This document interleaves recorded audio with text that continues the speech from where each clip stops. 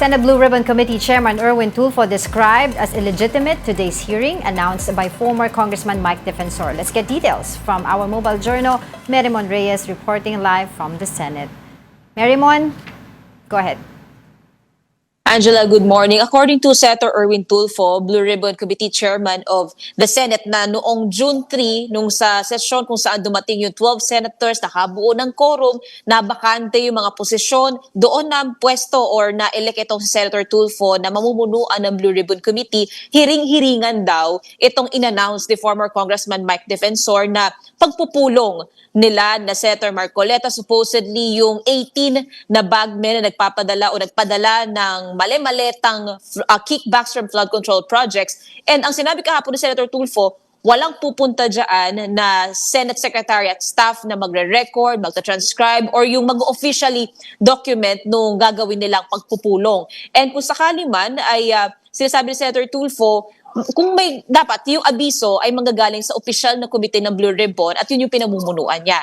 Kaya so far, dito ngayon sa Senado, ang sinasabi ni Senator Tulfo, inaaral din daw nila ng legal team silang mga senador from the majority bloc na kung anong kaso yung maaari ipataw dito kay former Congressman Defensor, kung may usurpation daw ba of authority. Same goes din sa mga senador na pwedeng nagpa-participate o may kinalaman dito dahil nagkakos na ito ng pagkalito and yung tinatawag na Senator Erwin na destabilization na motive behind this. At ang sabi pa ni Senator Tulfo sa post daw ni Defensor, bakit daw kailangan magpatawag ng suporta? So very questionable daw yung part na yon.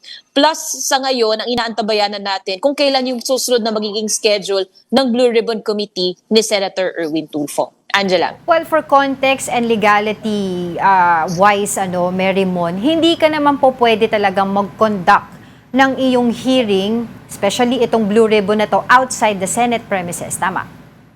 Pwede ka, basta may authority ng liderato ng Senate at alam talaga ito nung committee chairman.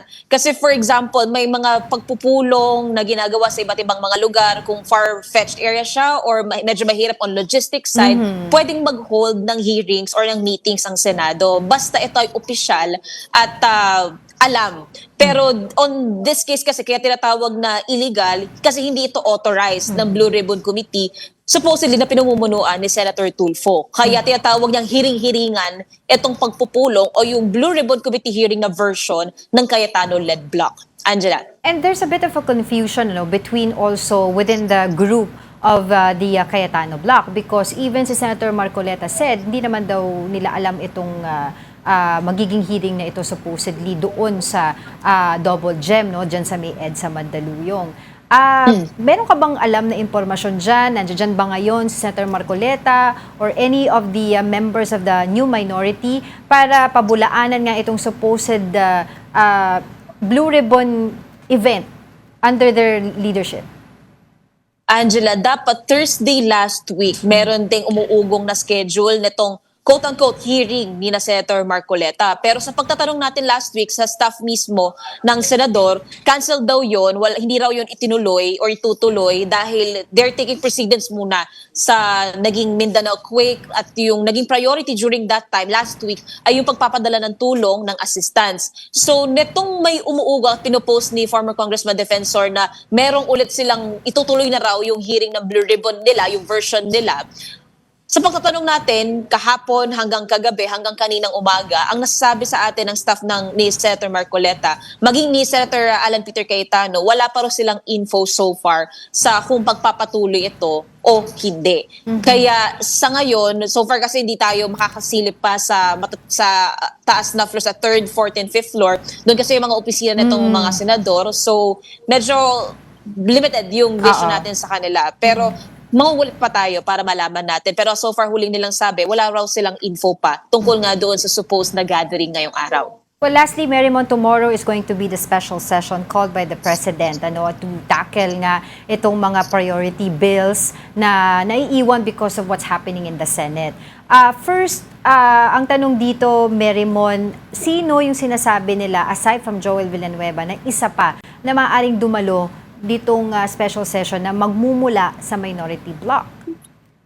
Angela, walang binanggit na pangalan si Senator Erwin Tulfo, pero bukod kay Senator Joel na nilinaw niya, may commitment na pupunta sa special session pero wala pang commitment Right. whatsoever na mag-over the bakod. Pero ang nasabi ni Senator Erwin, may nakausap na rin daw na isang babae at isang lalaking senador na kung sakali man na sila ay papasok o kung sila ay mag-over the bakod, ito na yung magbibigay daan para sa decisive majority na pwedeng magsemento na kay Senator Sherwin Gatchalian sa pagiging Senate President. Pero still, yung numero, yun pa rin yung aabangan natin bukas kung sakali mang magkakaroon ng motion para, o kaya yung pagbibilangan na ng kamay sa pagboto na sa Senate Presidency. Angela. Lastly pala, Merimon, itong special session tomorrow, is it going to be a one-day session para matakal lahat ng mga kailangan itakal nila pagdating sa mga priority bills?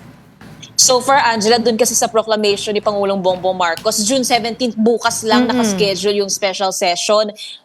Pero sa 1987 Constitution naman, maaari naman magpatawag. May kapangyarihan ng Pangulo Right. magpatawag ng special session at any given time. So maaaring kung sakali man, yun yung titignan natin. Kung mabitin itong mga kongresista bukas, both from the House o kaya dito sa Senado, titignan natin kung magkakaroon ulit ng pagpapatawag for another special session. Pero sabi ni na Senator Erwin, 9 a.m., sabi ni na Senator Mig Zubiri, nag-confer daw dito ang House, 9 a.m. magsa-start. And then tuloy-tuloy na yon hanggang hapon, especially doon sa Commission on Appointments kung saan yung ilang pwesto sa gabinete, maging sa uniformed personnel or uniformed men na pending yung confirmation ng promotion nila, lahat daw yun aasikasuhin nila bukas. Angela. Alright, thank you so much. Mobile Journal, Merimon Reyes.